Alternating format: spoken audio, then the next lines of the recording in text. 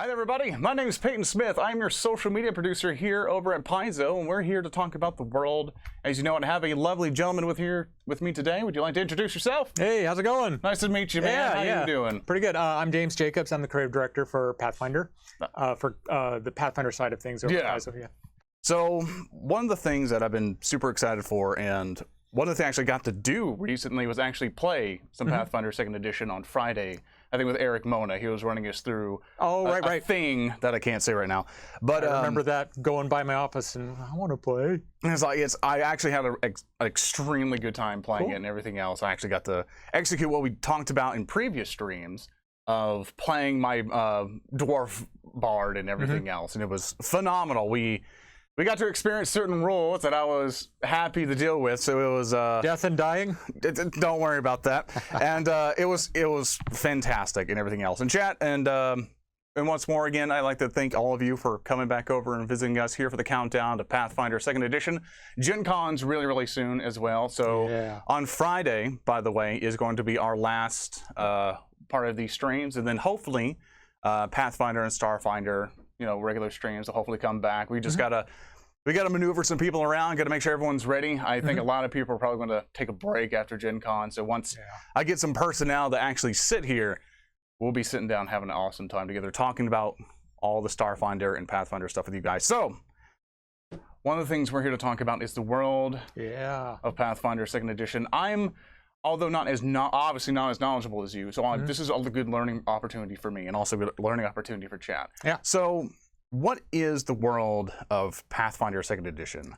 Like, how big is it in reference? So, we've got our campaign setting, which is called Galarian. We're calling it the Lost Omens campaign setting, and the idea for this campaign setting is that it's got pretty much all of the different genres of fantasy you want to do. I mean, it's a pretty big world. One of the things I'm really excited about 2nd Edition is we're coding a lot of this world content directly into the rulebook so that everybody has this kind of baseline of where to start from.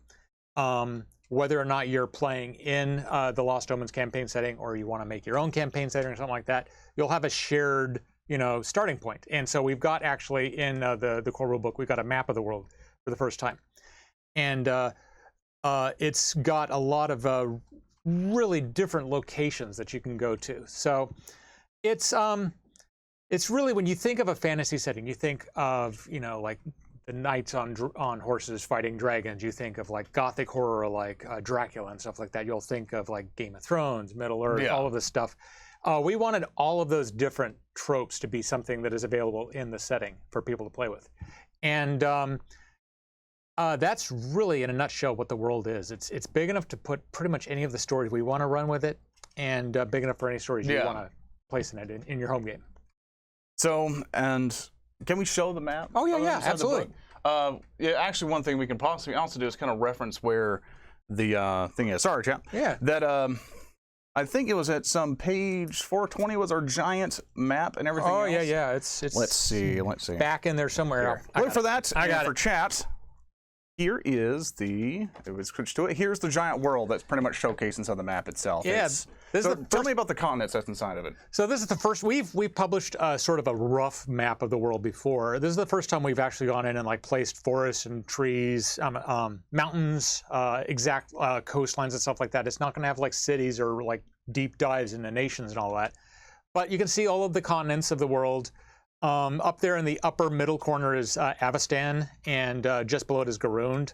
That sort of area there is what we've called before the Inner Sea region, and that's where the bulk of what our campaign setting is focused on. But you can see it's a huge world beyond all of that. So it's I'm pretty excited to finally be able to show off all of this, basically all of these different regions and stuff. So we've got like the Absalom and the Starstone Isle, which looks like it just came up, is Aaron, you pressed comma. No, that's fine. That's fine.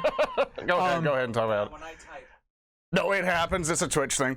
Keep going. It's basically Absalom and the Starstone Isle are the big city. They're the city at the center of the world. It's a cultural mecca. It's a religious mecca. It's a mercantile. It's monsters. It's pretty much all of the things you'd ever see or want to see in a big fantasy city.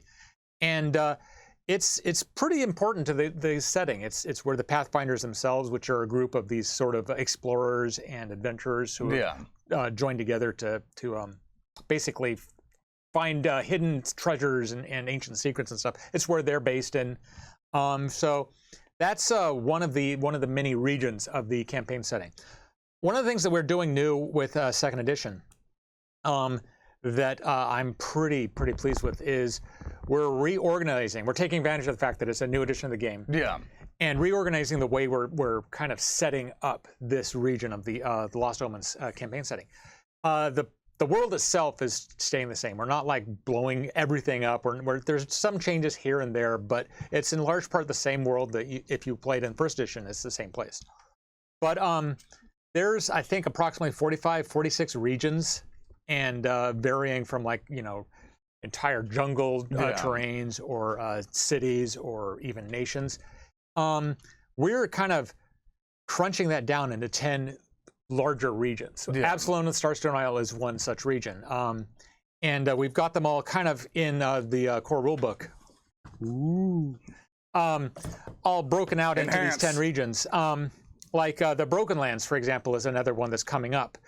This is a region up in the north where we've had like a spaceship has crashed into the planet. You've got a bunch of kingdoms that have been fighting for each other for dominance. You've got the world, what was once called the World Wound and is now known as the Sarkora's Scar, a crack in reality, and all these demons spewed out and took over the place. There's like Brevoy, which is a place that's always been on the cusp of civil war. It's these lands that are like broken in either physical or political or even emotional ways. Yeah. And so we basically kind of combined all of that together into one region. And it just kind of goes on from there. Like one big region we got is the Eye of Dread.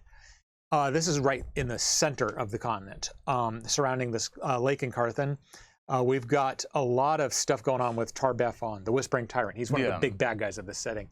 And at the end of the previous edition, he kind of busted out of his prison and started blowing stuff up all over the place. And with the Eye of Dread, the idea is that this is a region that has got like a lot of problems with zombies and undead and vampires and ghouls and all that stuff. And just a lot of really bad stuff is going on there. So it is exploring these regions like Ustalav, where we do a lot of our gothic horror stuff, or Nurmathas and Multhun, where we've got like this kind of two countries that were at one point at war, but now they've got distracted by these bigger issues going on. And so that's sort of the theme of the Eye of Dread.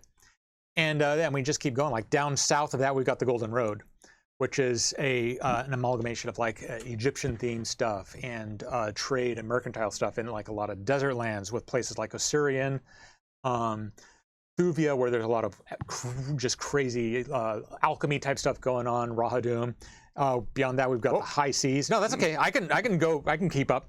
High Seas is a fun one where it's basically all the islands and pirate nations and all of that that we've got surrounding the continents, basically. Whoa, Aaron! Stop messing with my stream, Aaron! You can't press the buttons. I'll just speak faster. But yeah, so the High Seas is sort of just a group of everything. And it's got one of my favorite regions in here, Mediogalti Island, which is where the Red Mantis assassins are doing their thing. And then over on like the opposite side of the big ocean, we've got the region known as the Impossible Lands. And this is a place where we've got like these nations like Nex, which is all sorts of wizards. We've got Geb, which is a land where everybody's pretty much undead. We've got the Mana Waste where magic is broken. And then right here we've got illustrated Jalmaray, which is sort of this place where you have all sorts of just physical perfections and martial arts and mysticism going on. So you got like these like towers floating in the air and all that. So that's fun stuff.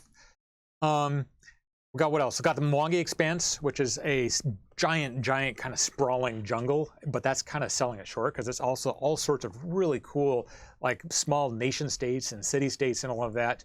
A lot of really, this is in a certain way, this is where kind of magic, we had back in like 10,000 years ago in the setting, there was this thing called Earthfall, which devastated the planet. And meteors and all sorts of bad stuff going on. And the Mwangi Expanse is really a place where magic finally started coming back into the world in a way that wasn't destructive under the guidance of a man, Old Mage Jatembe, who was one of the first people to bring magic back, and kind of the synthesis between arcane magic and primal magic like you get with druid traditions and all of that. So Mwangi Expanse is a pretty cool place. There's a lot of stuff going on there. And then north of that, you kind of have the opposite. You've got Old Cheliax, which is, this stark, grim, creepy-looking Gothic realm. The core of this is the nation of Cheliax, which is kind of it's one of the largest nations. It's run by devil worshippers. So the idea there is that they're bad people, but they keep everything running. They've got it all working out. Yeah, it's still a city-state of some Yeah, sort. it's still laws and stuff like they're lawful evil to a fault. I mean, that would work great because my pirate that I just played was neutral evil, so he might fit in. No, they really don't get along well with pirates. One of the things with Old Cheliax that's really, really fun too is we started chipping away at their power. Like the pirates have started pushing back against them. We've got a region in Old Cheliax called Ravenel, which is the result of the Hell's Rebels adventure path. So Cheliax has kind of got a lot of like trouble going on all of its borders. So it's a place that has got a lot of adventure opportunities. Beyond that, we got the Saga Lands. This is one of the first areas that really, really started detailing back in the very early days of Pathfinder with Borussia. This is kind of a frontier land where there's a lot of new places to explore, but there's a lot of like just safe like cities to like kind of hole up in and small towns and stuff like that.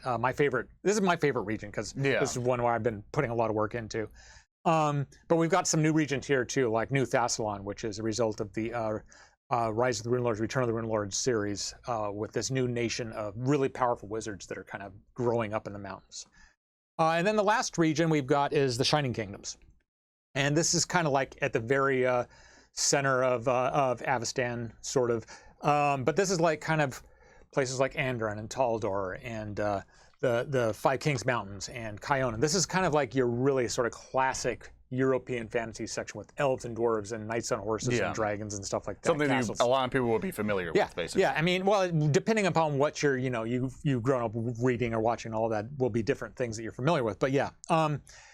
So that's basically the 10 regions of the Inner Sea of the Lost Omens campaign setting. There's a lot of stuff to explore there. There's a lot of stuff beyond those borders that we're going to explore. Just because these are the 10 regions we have in the core rulebook doesn't mean that we're not going to be going out and looking around like Arcadia or Tian Sha or other places. One of the things I want to kind of bring up, because I also asked our forum, so by the way, we do have... Look how ginormous this thing is. I know, right? It's just...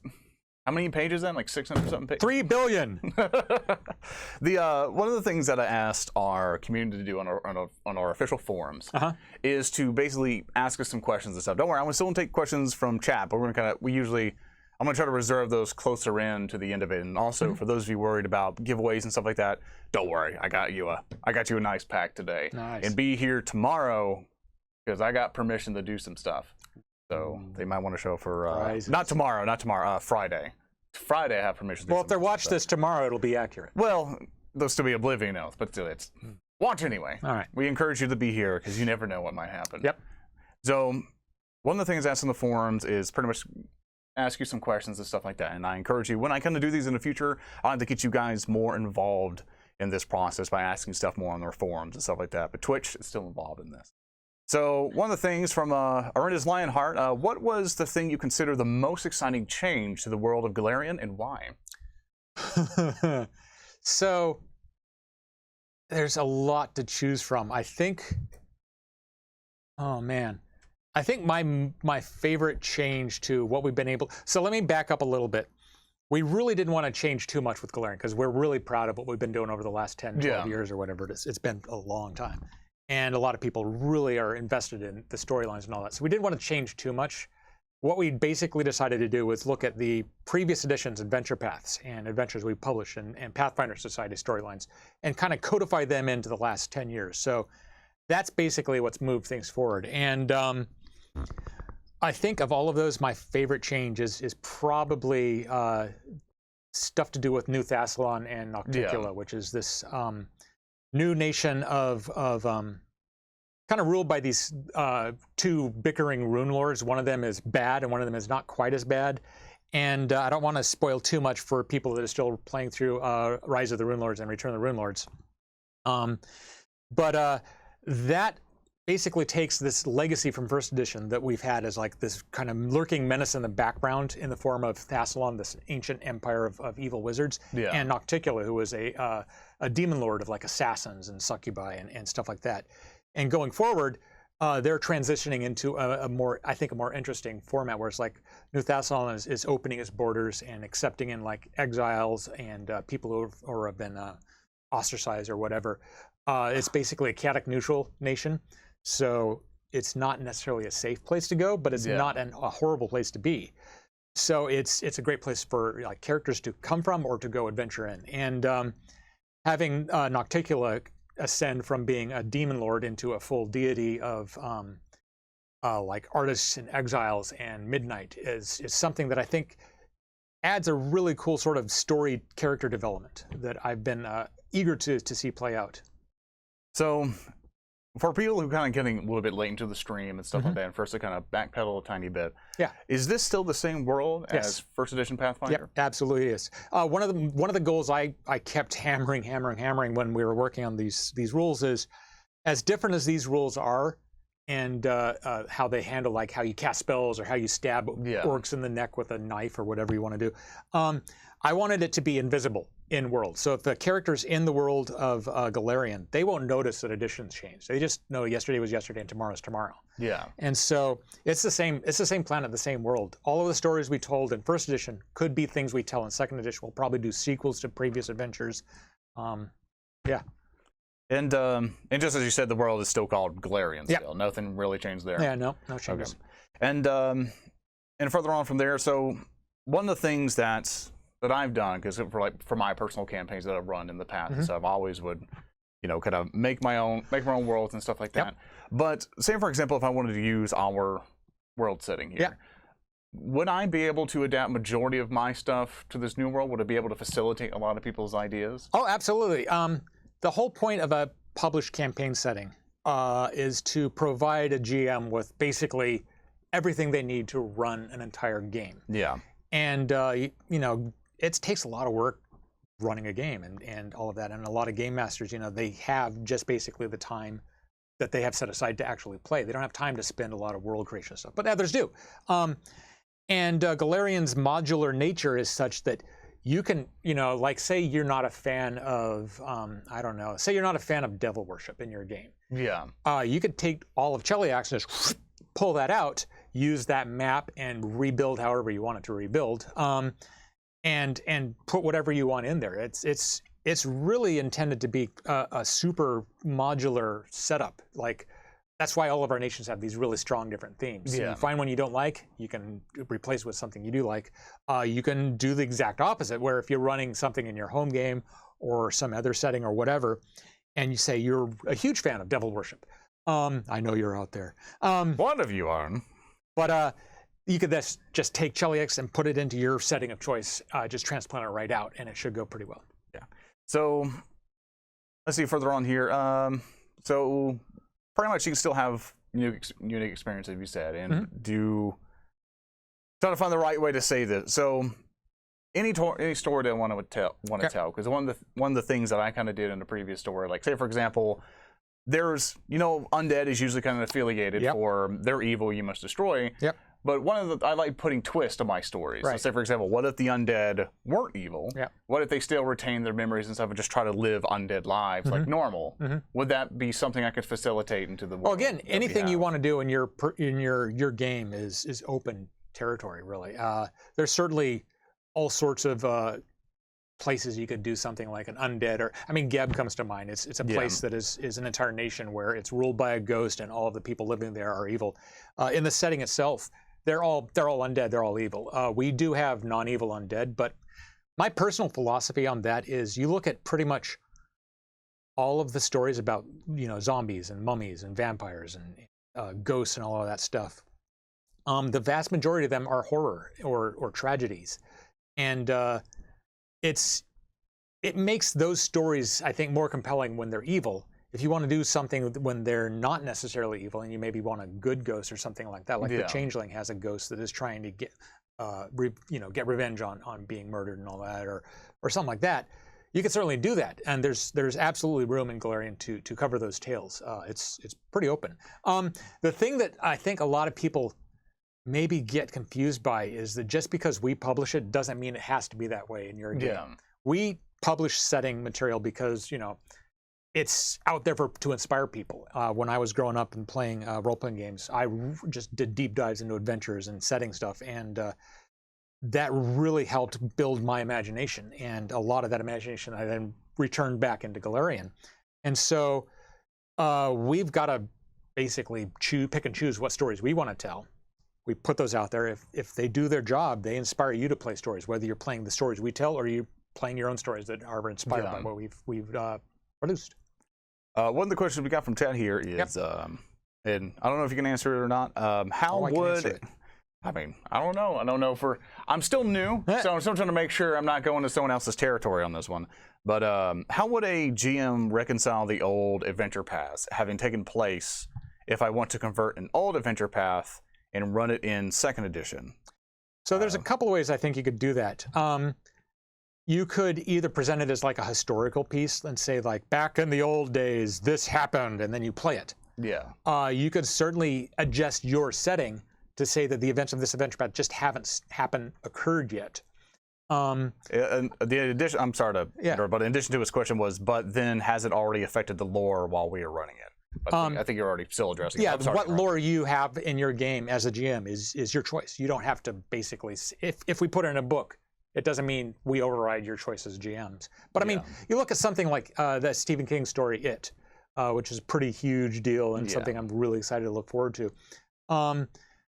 The first volume of that came out a couple years ago or whatever. It was set in the mid-'80s, but it released in 2017 or 18, whatever it was. That doesn't mean it's no less fun to watch. It just means it's set in a previous era. And I think that's one way you can really really tackle something like if you wanted to run, say, Rise of the Rune Lords in a 2nd edition game. You still have to convert all the stuff up. But you could still run it using these rules. They still work perfectly well for it. And if your players have never played in Galarian before, they don't know that there's been, timelines in advance. You just start your stories back in that time. So one other quick question before we kind of go down our little seminar here. Let me just make sure I got this right. In Pathfinder, you did a lot of releases on like individual countries for a campaign setting, and player companions like Daruma, Nidal, Taldor. In 2nd edition, do you plan to do similar releases, or are you just going to go by the 10 regions as each focus and break them down further in each? We aren't going to choose. We're going to do both. We might do a book that covers. Yes, exactly. We're certainly going to continue putting out books to cover campaign setting stuff like that. It's not going to be as formatted heavily. Like in 1st edition, it was always like 64-page book, 64-page book, 64-page book, month, every year or every month is the same thing. And we started experimenting at the tail end of 1st edition with like the Sandpoint book I wrote was 96 pages, for example. So we're going to be expanding, experimenting with, formats and styles and contents and covers. We could do, say, a book. If it would be madness, we could do a book this big on Sandpoint.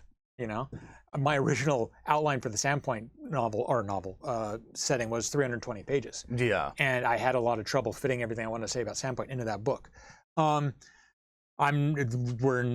is not on the schedule yet, but but we're going to be having more flexibility on the types of books where we're going to be producing and putting out. And if only there was like a giant convention like very next week that we would maybe make a lot of announcements about some of these types of topics that maybe. I don't know, just maybe stay tuned. All right, so let's see. More info coming. More to come. Yeah. Basically. And from basically what I've been seeing and everything else, it's been exciting. Like because I've been playing multiple other tabletop games and before this, and just by playing that one session, I'm just being like, I like everything that I'm seeing so far. Yay.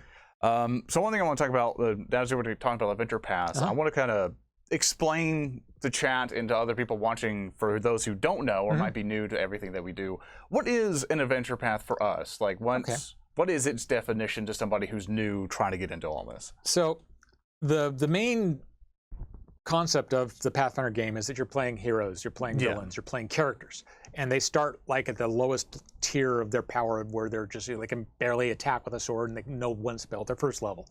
As they adventure, they gain levels and they hit the top, which is 20th level at this point. And that whole campaign that you go through, all of those different interconnected adventures, tells the story of your character. It's a lot of work to put one of those things together if you're a GM. Yeah. And you can string together other adventures or ideas or something like that. The idea with the adventure path is that we do that work for you. We create an entire campaign, an entire storyline for you to run your players through.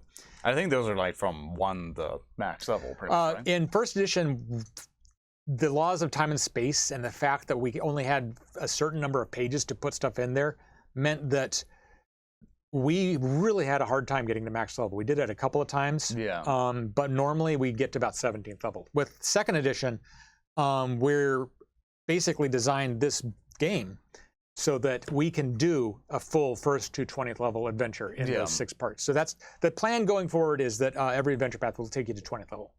Like, that's exciting for me, because one of the things I've always struggled with whenever I ran games is just that sometimes when I pop up my live streams and stuff and I'm like, all right, time to go, I've had to learn very quickly how to start stuff off the top of my head. Yeah. And knowing now that I have a plethora of books, basically just to kind of go, I don't have time to run or draw up all this, do all these scripts and everything else. I can just go, it's done, it's ready, let's go play. Yeah, we'll do 2, we're doing 2 a year. So it'll take you way more than, unless you're like super hardcore and play every day for hours and hours.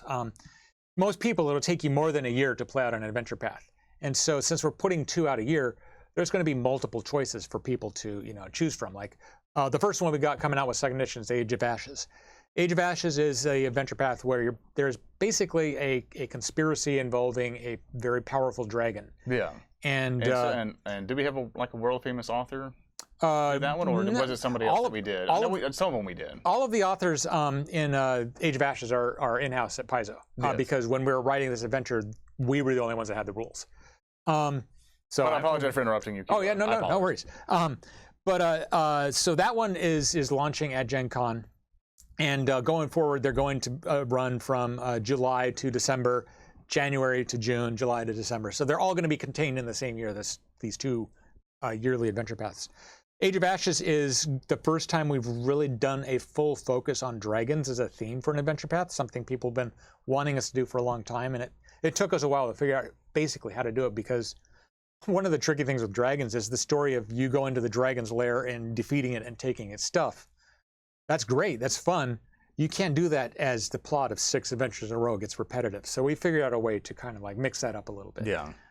So Age of Ashes comes out at Gen Con. The first volume is available next week.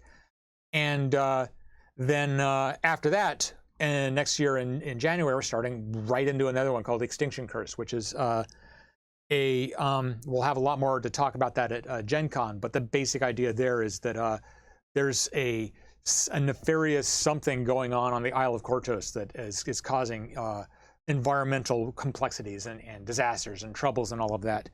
And it falls to your characters, the circus group, working in a traveling circus, to basically step up and become the heroes. So I'm pretty excited to see how that one works. And not simply because we're exploring the Isle of Kortos for the first time in detail, but because we've got a really cool shtick where it's like everybody is a circus performer. And you're going to have like circus tricks you can perform and stuff like that. So it's going to be pretty fun. Like, one thing that I really like about, because I'm sort of going to insert this a little bit, because when I was playing this game and everything else, there's obviously backgrounds and stuff, as we kind of talked about for making your character previously and stuff. And I made one with a sailor background. And one of the interesting things, which I think Eric Mono got a little bit annoyed with me when I was doing it to him, because every single time I had to do any like tightrope stuff or like maneuvering around, because I took the sailor background, I got sailor lore.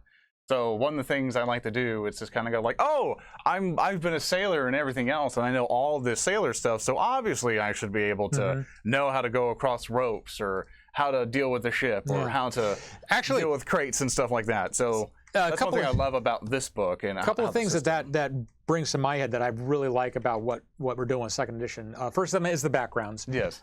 So when you create your character, you got the ABCs, you got your ancestry, your background, and your class. Background is basically what were you before you went on this adventure, and that's you were a sailor. So you got a couple of additional bonuses and stuff to tie into your character.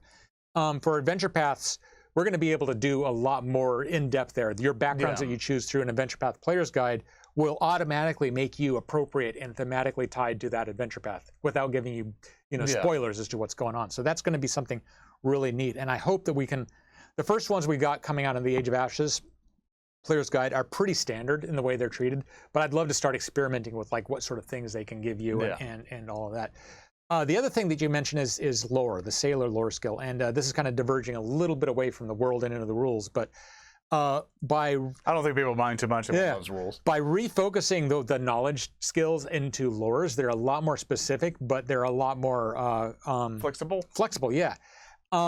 So like if you got sailor lore or Kintargo lore or dragon lore or abyss lore, there's all sorts of different lores you can use, but one of the shifts in Pathfinder that I'm the most excited about is it gives agency back to the GM. We've got the way the rules have like commonalities and all of that. It really gives the GM the power to say what's going on. So I mean, in a certain sense, if you have a player who say has sailor lore, I should be able to do this because I would be on a sailor. The GM has the agency baked into the game to say, no. Yeah. That doesn't work. You can use sailor lore for this, that, and the other thing, but the player is not the one that gets to run roughshod over that just because they bought like 5 books the GM didn't have the time to look over. Yeah. So it really brings the GM back in as a very core fundamental part of what makes the game works, which I think is really, really cool. So to kind of put a pause real quick and everything else, one of the things I want to do, because we've been talking about 30 minutes, and I've been learning a lot just from talking with you at this point. I've been super excited to know more, which I think at some point I really want to sit down and even read more through a lot of the other books that we're getting. So let's go and give away some stuff real quick. So Aaron, if you don't mind, help me out. If you want to go ahead and do the giveaway stuff, we're going to give away a whole bunch of Fungus coins, which if it will come out, we have a whole bunch of lovely Fungus coins, a lanyard, and I think we got ourselves a poster down here, which I have a huge box of them. And we're going to do one big giveaway like we did last time. And remember, I know I keep saying it, but Friday is going to be a big one because I highly encourage you to show up for it. You don't even know what it is either. You're not giving away like me, are you? I could. No, you can't. I'm busy. I mean, I've asked certain owners of this place. Fair enough. So you are under contract. I'm afraid it was nice working with you. But as the giveaway's going and stuff like that, and don't worry, I have some of your questions queued here, which we'll get to them as soon as possible as my thing goes away. So further on for Adventure Pass, one of the things that a lot of people are worried about sometimes is whenever you have like a structured system, like as the Adventure Pass seemed like, you're very afraid that if someone ran it, you might give it to someone else and they're going to have the exact same experience, or you might spoil them if you just mention one thing. How, from what I understand, I believe people can actually have a fairly unique experience just by playing it with them, and if they play it with a whole different group, it could be a completely different thing because on just how dynamic and everything these Pathfinder 2nd Edition is, your outcome of certain events can be completely different. A lot of the Adventure Pass have little things to help you deal with that. So is that true for a lot of our Adventure Pass? Well, that's true for any role-playing game, and it's certainly true for an Adventure Path. We have an expected outcome for how something plays out because we kind of have to, otherwise there's no story. But exactly how that plays out, what choices the players make along the way, that's completely up to the player characters. And it's also, I mean, it's up to the GM. You could do something like we had an Adventure Path back in the day called Skull and Shackles, where you starts out, you get press ganged into a pirate ship, and you basically play the entire Adventure Path as pirates. And we, in the Adventure Path Player's Guide, said, you're going to be pirates. You probably shouldn't make a paladin because paladins and pirates don't really play together. We immediately had people say, I want to make a paladin party and play Skull and Shackles. And you can. Yeah. It changes the entire nature. That makes more work on the GM. But you can absolutely make those kind of changes and kind of forge your own ways. And then one of the things that's really cool about this is you look at other players when you talk online or go to conventions or whatever. You say, I played through Skull and Shackles. And somebody you've never met before, it's like, oh, I did too. What did you do when you got to the island with all the Cyclops? Oh, well, we made friends with them. Oh, really? We fought them. So it's like this sort of a shared experience, but it's different at the same point. So it's this really fun sort of compare and contrast type thing that goes on. And I'd actually be interested to know if Twitch chat themselves actually played through some more Adventure Pass or even some homebrew games that might have been shared with their friends. I'll actually like to hear what you guys think of what you possibly have gone through to see if you had a unique experience yourself going through a lot of Pathfinder's content. So basically, even though there's unique experiences and stuff, so one of the things I heard was that our Adventure Pass also has some exclusive items in them, pretty much for their things. So say, for example, you go through it, there's an item that you won't find in this book, but you'll find actually in these Adventure Pass. Is that correct? That's sort of been how we've been kind of doing our adventures all along, but we're making it more official and common, I guess, for all Adventure Pass and for all adventures. They will have a section in the back called the Adventure Toolbox. And this is a place where you'll find rules for new monsters that appear in that adventure. You'll find rules for new feats, new spells, new magic items, new archetypes.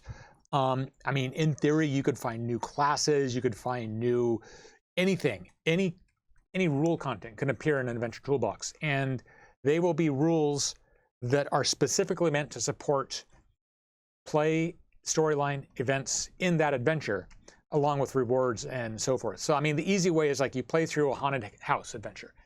And as you're going through the haunted house, maybe you find a blood ghost, a new monster that is basically this blood stain that rises up and drains your blood and all of that. The stats for the blood ghost will be in the Adventure Toolbox.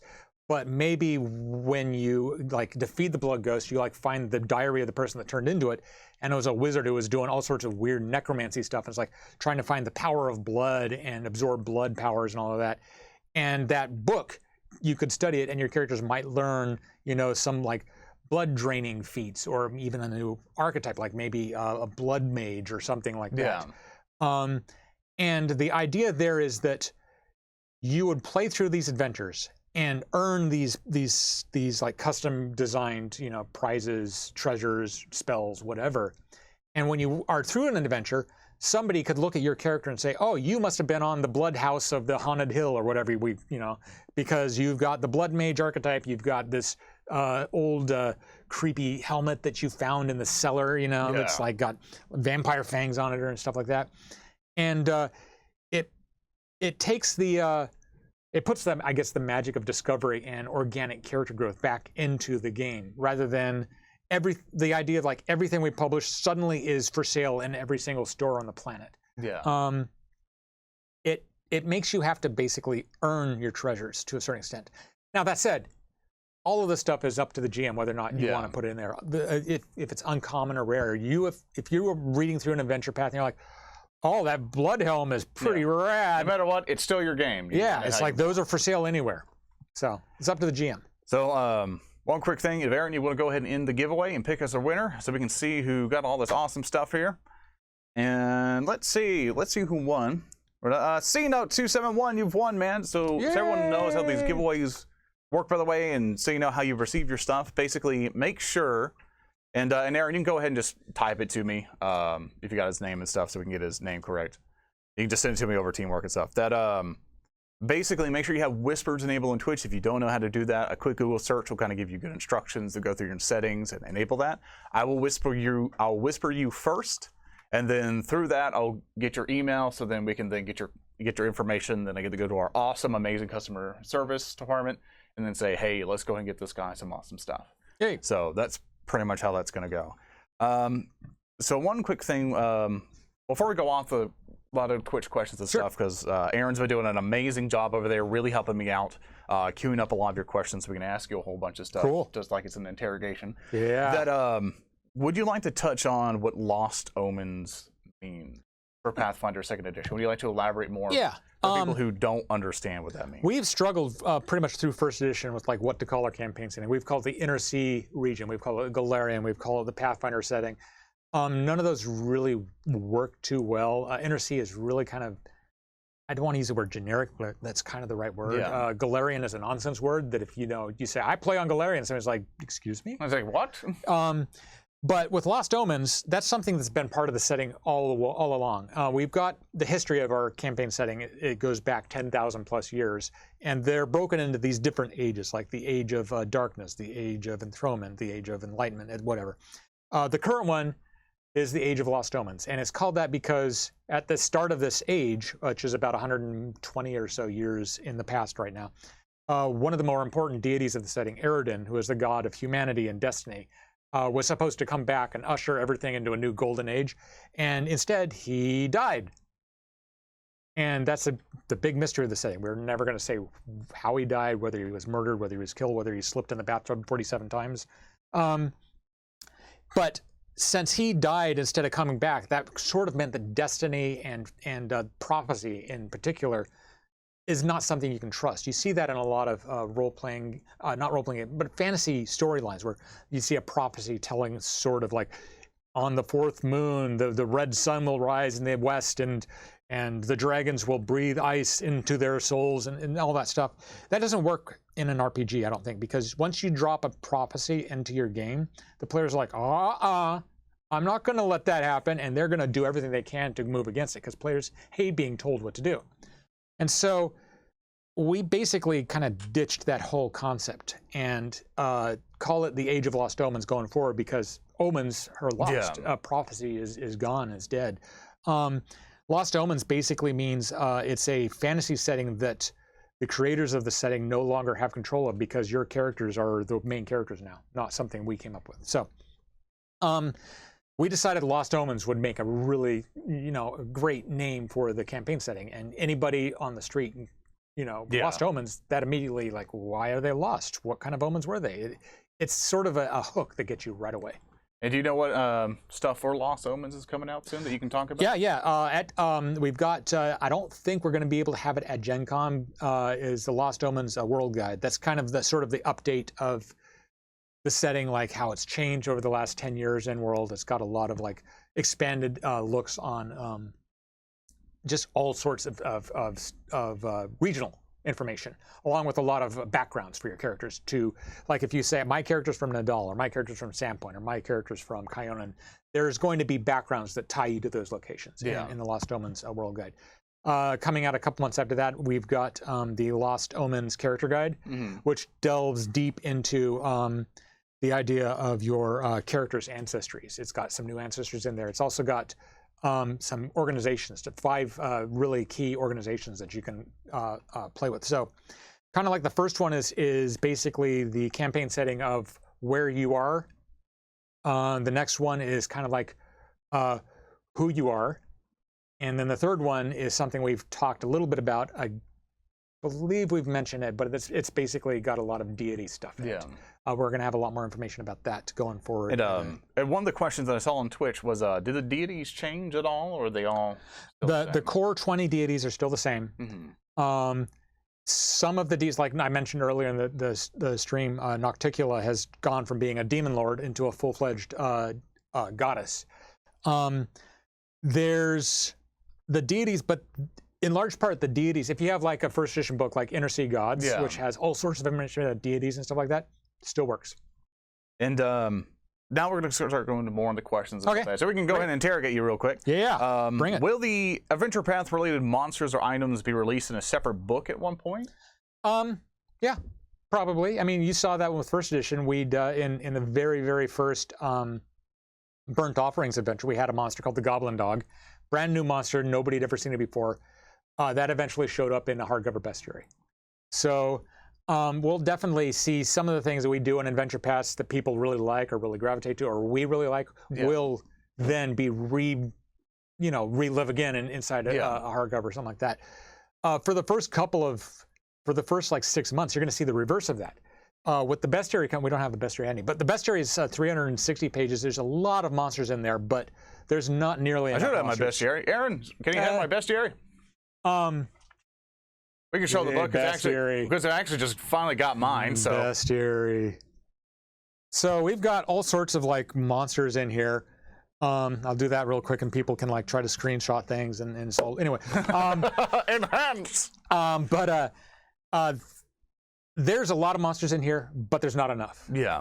And so you're going to see in Age of Ashes and the Adventure Toolbox, you're going to see some of the monsters that didn't make this cut will be appearing inside Age of Ashes. And for example, just to give a couple of kind of spoilers, I guess, You've got these. We've got, for example, demons in this book, and devils, of course. I'm sorry but to they're stop not you all real of them. quick, but Chad made an awesome comment that our bestiary is bestiary. Yay! But so we're gonna have like we don't have, for example, the slaver demon, which showed up in Pathfinder First Edition, is not in this thing, but it is in one of the adventure paths. Yeah. Grippleys are another thing. These kind of like frog people. Yeah, there's going to be stuff that we've published before that is going to kind of sneak in all sorts of ways. But by this time next year, I think we're going to be going forward pretty well. Okay, so next question we're going to go ahead and grab for you here. Let's see. What did chat ask you today? When getting the adventure feats, are they free, or do you have to use one of your feats to get them from leveling up? You still have to use your feats. The idea is basically when you are going into this adventure, and to use Age of Ashes for an example, at one point you go talk to an organization that is all about doing something that I don't want to spoil it because it's part of the adventure path. But then once you talk to this group, they're like, you're our buddies. We'll teach you our secret lore. Yeah. And that basically says you can now have access to purchase some of their unique magic items, and you can gain access into their archetype or gain some of their feats. You don't gain those for free.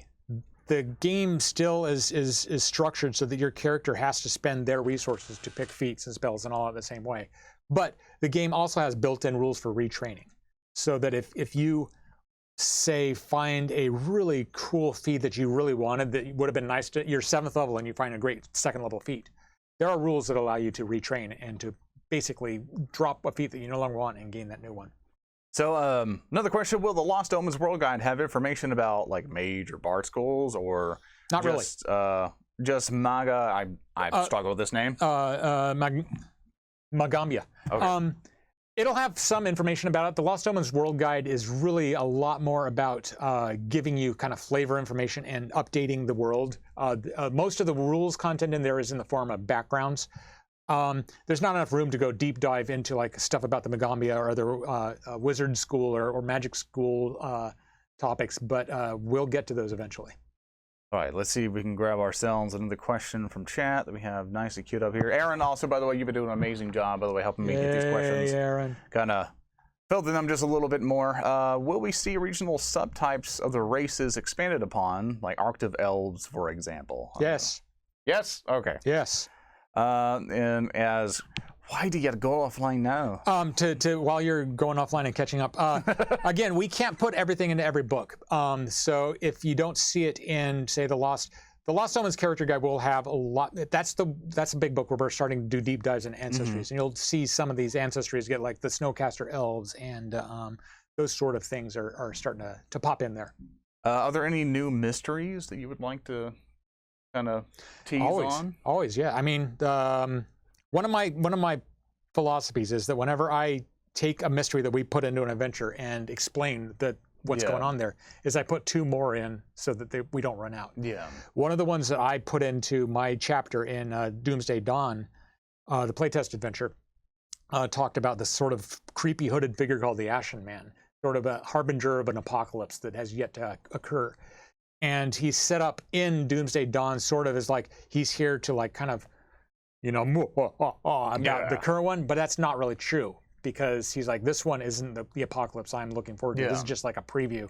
So then I dropped another hint about the Ashen Man into the Sandpoint book, and I'm looking at dropping a hint in the last volume of Age of Ashes. I've got plans for what the Ashen Man is really up to, but I'm not ready to reveal what those are yet. So yeah, that's my current favorite mystery. Can't see it yet.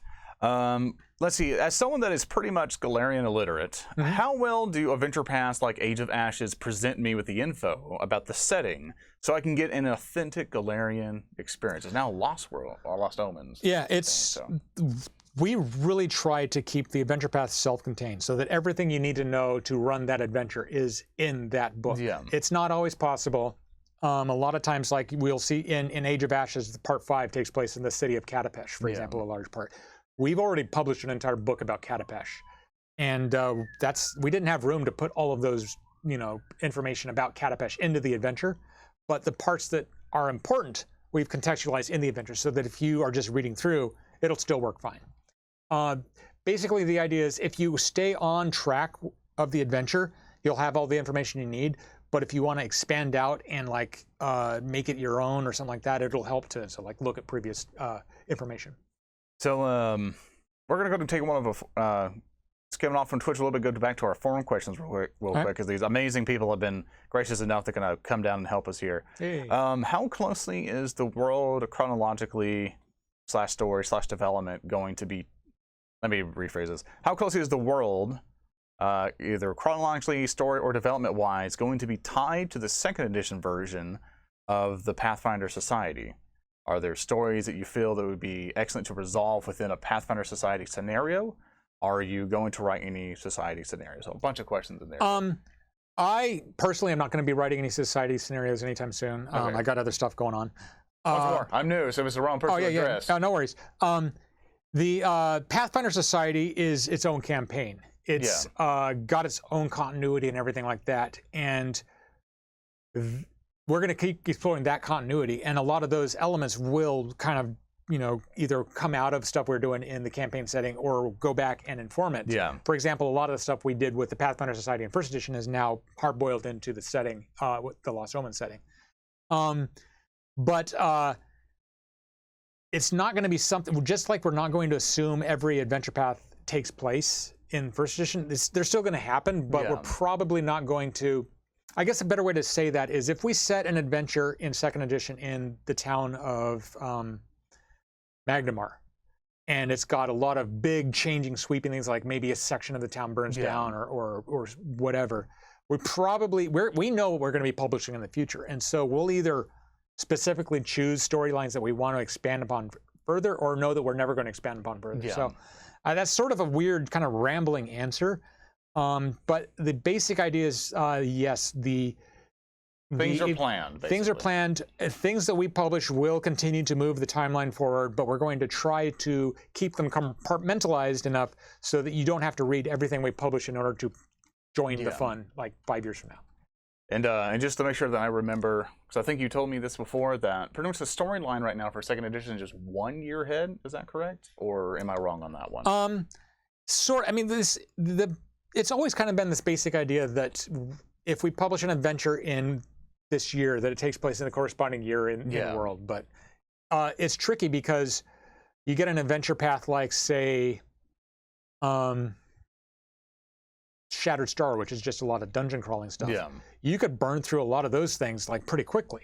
Whereas something like, and by pretty quickly I mean like in a year's game time or 6 months game time, you get something like Kingmaker, that stuff can take place over the course of years or even decades as you build up your nations and all of that. So the timing of how they all work out is really kind of subjective. It's subjective and left to the players. Right. So what other question here that we're going to grab here? I think we already touched upon this a little bit before, but just for people coming in the stream and stuff like that, so they can be reiterated and stuff like that. I've read in various places that old adventure paths can be easily modified for Pathfinder 2nd edition. However, the World Guide seems to include all the events from those adventure paths as canon. How much of those adventure paths can be spoiled for me and my players just by reading the new book? Certain elements will be spoiled, but no more so than, say, you see a trailer for Iron Man. Yeah. There's a lot of this.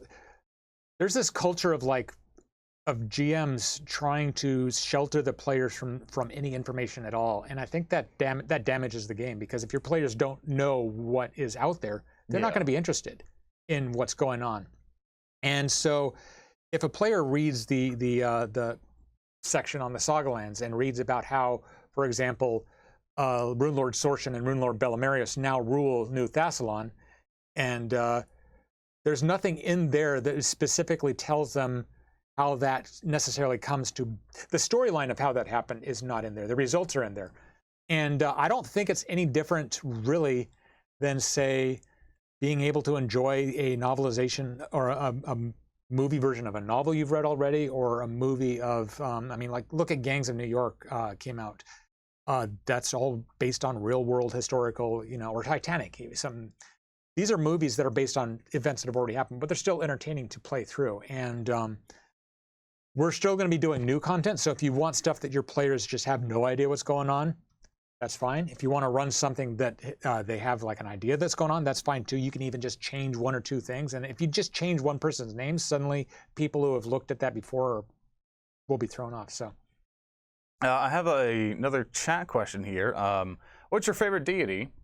And from that deity, what is the central point of worship for that deity that's in the world? It's weird for me. I mean, this comes up now and then in stream. It's very difficult for me to answer questions like, what is your favorite X, Y, or Z? Because the way the internet works, they interpret that not as like what my favorite thing is. They interpret it as everything else is my least favorite. Yeah. And so if I say somebody asks, what's my favorite adventure path? And I'll say Rise of the Rune Lords. Then all of a sudden, that means Curse of the Crimson Throne is, for some reason, not my favorite. And everybody that worked on that and put all this blood, sweat, and tears in it feels slighted by the fact that I didn't say theirs is favorite. So I'm really kind of hesitant to say stuff like that. When I do say it, I generally try to pick things that I've created so that at the very least, it doesn't sound like I'm being like, it sounds more like I'm being egotistical than kind of pushing somebody else into the dirt. It's like, don't worry, you're not being favoritism to the gods or whatever. Just like, everyone has a preference of something. So, and it also changes all the time. I think probably my favorite is Desna. Yeah, of this week. Well, I mean, Desna is the first deity I created for my homebrew campaign setting back in 1989 or something like that. And well, I guess technically Yamasoth and Tree Razor predate her, so they're pretty cool too. But of the core deities, Desna is probably my favorite.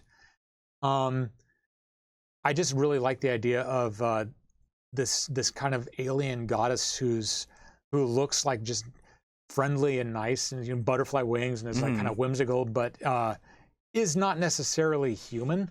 And is just trying her best to like kind of be human, but doesn't always get it quite right. She doesn't really have a center of worship, I guess, unless maybe Varissia, because that was the first place we really talked about her back in the second Adventure Path volume. I don't know. I'm also a big fan of Nocticula because of her story arc that has gone through. Saren Ray is a huge favorite because I just like the idea of a feminine sun deity being so core to the setting. Glonder is pretty fun because he's a mosquito. Yep. I don't know. So it's hard to choose. So one thing, we're gonna start winding down here a little bit. So Chad, if you want to send one last burst of questions, and I'll see lightning round. One random, like lightning round. Yes, no, yes, no. But the quickly answer Raid Morris's questions for like, can we have longer streams or something like this and everything else? As much as I prefer like a 2-hour, 3-hour kind of format of just having a good roundtable discussion. Like one of the things I would really like to get all the designers and creators and stuff like that, sit down over a nice roundtable and just talk Pathfinder. But we all got to get to work and stuff like that, and we are very busy.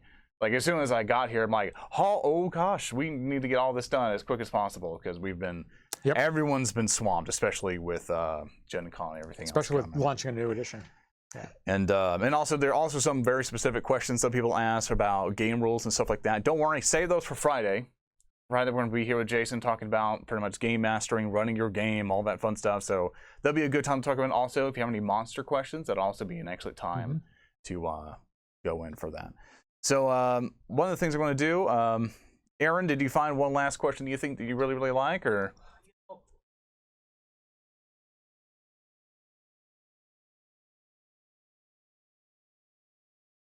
Oh, I got you here. So they can pick up on your microphone and stuff. Does James have any thoughts about learning Pathfinder if you only played Starfinder? Was that it? Okay. Yeah, I think that Starfinder is a really cool game that is exploring a lot of stories we can't do in Pathfinder just because it's a different genre setting. But it uses a lot of the same stuff. I mean, if you look at Earth as a parallel, Starfinder would be in the future of Earth, Pathfinder would be in the past of Earth. They both use Earth touchstones. So if you've played Starfinder and you want to get into Pathfinder, I would basically suggest either trying out, like if you do a lot of conventions and stuff, you can look at the Pathfinder Society and start playing those games, or try out either Age of Ashes or Fall of Plaguestone, the two first level adventures that we're releasing at Gen Con. And we're looking at other ways potentially to get other like shorter play experiences out there. But it's a different rule set, but there'll be a lot of very familiar words and names. Like Saren Ray is a deity you already are familiar with in Starfinder. She's the same deity in Pathfinder, except the fantasy version instead of the science fiction version, and so on and so on. The Starfinder Society is a bunch of explorers, and Pathfinder is the Pathfinder Society.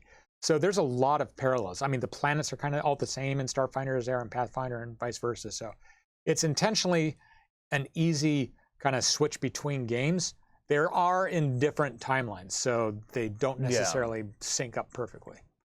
And are you okay with one last? We are now over time. Do you ask all the questions you want? Yeah. Okay. And how much are we going to see about areas outside of? Please forgive me if I butcher these names. Avestan and Garond. Oh yeah, correct. Yeah, Avestan and Garund is kind of the core setting of what we're doing. Age of Ashes sticks to that region pretty well. It's all over the place in there, but we really wanted to go and stick in there. You're going to start seeing more information about other continents a lot more quickly. We don't have to establish ourselves as like a game producer anymore. We don't have to establish Golarion as a setting. It's already got over a decade of lore out there. All of the stuff we've already published for things like Avestan, for like Tian Sha and Arcadia and the other continents still works. But we're going to be able to get to exploring out beyond the map's borders a lot more quickly, a lot sooner this time around, I think. Yeah. So and I know for a fact that by Gen Con next year, we will have produced at least a few pages in a certain product about a region that people are really excited about. Yes, we will get there. Neat. And maybe you can show me that, because I don't even know what the hell you're talking about. Yeah, that's so it's super top secret. It's that put down. So with that, everybody, I want to say thank you so much, sir, for being here with me. I greatly appreciate you talking with me. I want to say thank you so much, chat, for being here. Remember, tomorrow's going to be Oblivion Oath. I think we start at 12 p.m. if I remember our schedules right. I'm not allowed in that game, so I don't know. You don't get to play. No. You got to write books. I got to write stuff about dragons. But be with us here tomorrow for Oblivion Oath, and then on Friday is seriously the big one. You definitely don't want to miss that one, because my special thing that I got permission for, which thankfully they gave me permission to do it. And also thank you, Aaron, so much for helping out with chats and pressing comments when you're not supposed to press comments. And it's fine. It's a Twitch little stream deck thing. And for him helping out with the giveaways and stuff like that. I also want to apologize that we're not doing like 500 of these every single stream. There's only an hour, and there's a lot of information I want to give you guys. So thank you so much for people who did give me feedback on that, who wanted to ask more questions, and you guys got filtered out and all that. And thank you all so much again for your warm reception. It's been fantastic working here, knowing everybody, learning about everybody here, and all that. No. And further on from that, with that, please come see us at Gen Con. We'll be streaming for the majority of Gen Con, actually. Me and Known Direction, a bunch of fantastic guys. Will be over there helping me out and all that, to kind of present all that's happening at Gen Con as well. We're going to get some events posted about that soon, so you know when the stream's happening, all that fun stuff. Further on from that, you have any closing statements before we put you back in the pen? Maybe I should show some more pictures. No! One of the things, one of the last things I want to mention is that I've had people make pretty harsh complaints and stuff like that, not about this book, but about pretty much systems in general. And one of the things I can say like, if I look at certain creatures, one thing I have to praise something about this bestiary and everything is that if I need to quickly get anything out of this and go, oh no, I need a creature, flip to it, I know everything I need right there. That's one of the things that's like such a huge quality of life thing that I've just been blown away with. So with that, I love you all very much. Thank you all so much for being with me here today. Thank you again, Aaron. Thank you again, chat, moderators, everyone else who's been here. And we will see you guys tomorrow with Oblivion Oath and everything else. Time to go to buy the book. And with that, goodbye, everybody. Bye. See you guys next time.